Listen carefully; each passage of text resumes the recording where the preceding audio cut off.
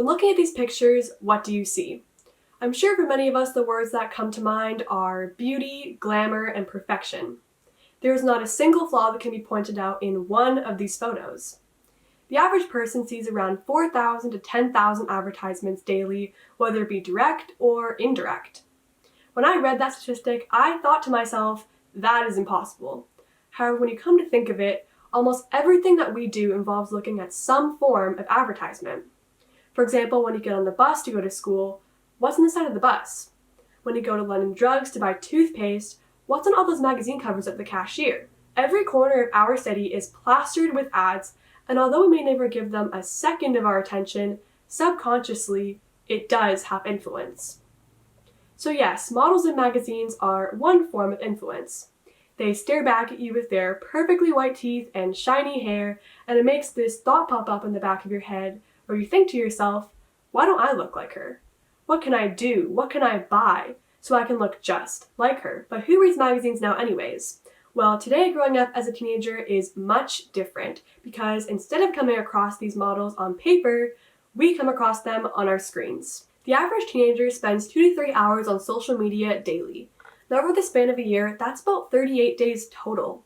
Whether we like it or not, we are constantly absorbing information from the endless hours spent scrolling through Instagram and TikTok and seeing thousands of other people post about their life. Today, there's a term to describe these people. They are called social media influencers, people who inspire or guide the actions of others through their online presence. Influencers are not a new concept. In fact, they have been around for the past decade. So how many of you watch YouTube? Many, I'm sure. About 2 billion people worldwide watch YouTube monthly. When we don't know something, we Google it. Likewise, when we want to watch something or learn how to do something, we search it up on YouTube. This is one of the social media platforms where we can find these influencers. I myself was exposed to YouTube videos very early when I was around 7 years old. Since I was so young, whatever I watched was soaked up into my brain like a sponge. At the time, I was like many of the other girls in my class, I had an obsession with American Girl dolls. I would bring my mom into my room and share with her the new bed I'd made for my dolls or the new hairstyle I tried on them. I pretended to be like the girls that I'd watched on YouTube, begging my mom to record me talk about anything related to American Girl. Eventually, my mom's camera roll was filled with videos of me, so I decided, why not post them? I posted my first video online when I was around 9 years old, and it was a video of me unboxing the new doll that I received for my birthday. It was filmed on our family's old iPad, and I managed to edit it myself with no knowledge on how to work a computer. I remember waking up the next morning to see my video with over 1,000 views. It may not sound like a lot, but I felt on top of the world knowing that so many people took an interest in what I had to say. From then on, I continued to post on my channel for the next year. And although I never showed my face in my videos, I had never felt so connected to my subscribers, knowing that we shared that common interest. I eventually grew out of American Girl fairly quickly, and I ended up leaving my channel with over 16,000 subscribers.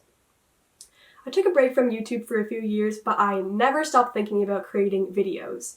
I decided to start fresh in grade 8 and made a whole new channel. Around this time, lifestyle and beauty YouTubers were beginning to grow in popularity.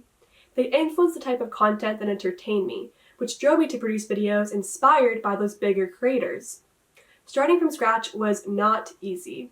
I posted videos at least twice a month for about a year and was stuck at around 100 subscribers. It was slightly discouraging to not receive the recognition that I had known from my old channel, but making videos was never about fame or money for me.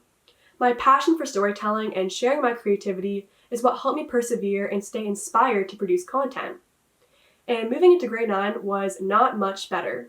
My channel was growing slowly but surely, emphasis on the slowly. I finished the school year in June 2019 with over 1,000 subscribers, and I was excited to post lots since summer had just started.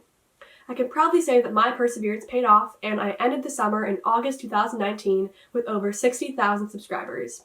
And now if we fast forward to today, my channel now has grown to over 220,000 subscribers. So let's go back to the definition of a social media influencer. It's someone who inspires others using their online presence. When you inspire someone, the goal is to motivate that person in a positive way. And this idea is what I strive for in my videos. My content is centered around living a fun, productive, and healthy lifestyle. I see my channel as a place of happiness, where people can go and watch my videos to find ways to better their own lives. The comments and feedback I've received so far are a constant reminder that I do make a positive impact on the lives of my viewers. Of course, at the end of the day, social media is not perfect. How we interpret content online can easily turn into a negative thing. Take models, for example.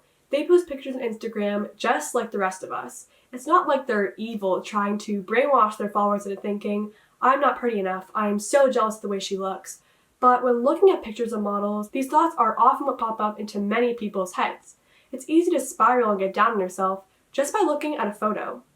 We compare ourselves to models in all aspects, whether it be their body or their face, and sometimes that jealousy is enough to make us change our lifestyle to the point where it becomes unhealthy. After all, appearance is everything for models. It's not surprising that their social media pages are only filled with pictures of themselves. It's their job to look good. Although they are influencers and don't mean to lower the self-esteem of their followers, it escalates into that very quickly. Personally, I'm a viewer on social media too. I know how easy it is to compare myself to the girl on the other side of the screen while watching her go through her week-long juice cleanse. Experiencing this firsthand is what gives me an advantage as a creator. I know how in a mere 2 minutes my content can either negatively or positively influence my audience. I think one of the big reasons why I connect so much with my subscribers is a sense of relatability that comes through on my channel. For example, I'll sometimes start my videos at 6 in the morning when I've just gotten out of bed with pimple cream all over my face. It's almost as if whoever's watching isn't a stranger. They're watching the real me, a person with imperfections. My goal is for my viewers to identify with me and my videos, hopefully inspiring them to live a more productive and positive lifestyle. I often post videos of me working out early in the morning, decluttering my room, or vlogging my weekend of studying. When looking back at the comments on my videos, one of the most rewarding feelings is to hear how much I have motivated my subscribers, and it only fuels the passion I hold for positively influencing those around me. In the grand scheme of things, I don't expect my platform to change the world instantaneously. I am growing my audience one day at a time, and whenever somebody hits the subscribe button, I see it as another chance to inspire. I want my channel to be a safe place for my viewers amongst the negative parts of social media that we often come across. So let's go back to the pictures that I showed you earlier. Once again, what do you see? Beauty, glamour, and perfection.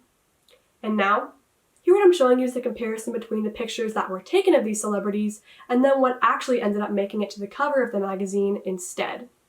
Evidently, a lot of what we see online isn't real. The people in these original photos are real.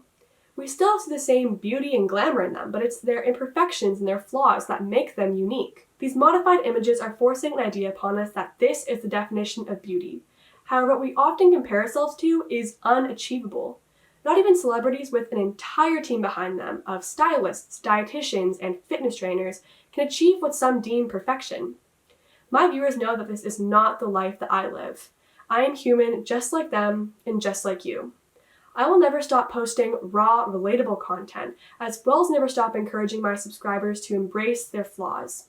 I want them to eat that bowl of ice cream without feeling guilty, to feel beautiful without always wearing makeup, and to not feel ashamed to lie around in bed all day or take a break from the gym. But if my viewers ever feel alone in this, they know that I'm always right there with them, even if it's through a screen.